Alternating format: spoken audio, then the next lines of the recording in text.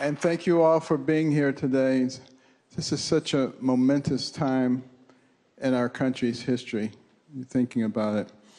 But you know, in 1958, a man by the name of Edward Louis Shrimp enacted a lawsuit against the Abingdon County Public Schools because they required a Bible reading at the beginning of school and recitation of the Lord's Prayer.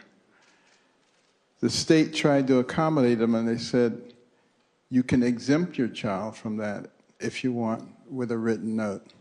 That wasn't good enough, and it continued all the way up to the Supreme Court in 1963, when the Supreme Court ruled that it was unconstitutional and that you could not have required Bible readings or recitation of prayers in a public school setting.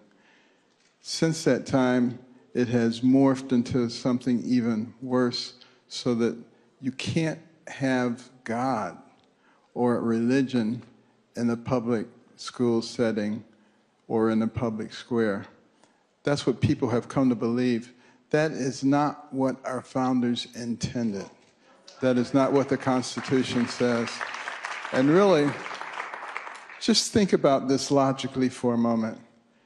In a country where your founding document, the Declaration of Independence, says your rights come from your Creator, also known as God, in a country whose Pledge of Allegiance says we are one nation under God, in a country where every coin in your pocket and every bill in your wallet says, in God we trust, somehow you're not supposed to talk about God. Does that make any sense? That's schizophrenia. And doesn't that explain a lot of what's going on?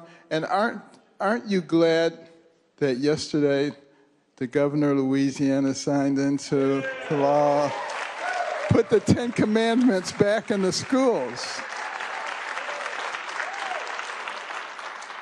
You know, because after that Supreme Court decision, they started pulling down the Ten Commandments. But you know what? Next time you see somebody who wants that done, ask them this question. What exactly is wrong with thou shalt not kill, and thou shalt not steal, and thou shalt not envy, and thou shalt not commit adultery, and thou shalt not bear false witness, and honor your parents?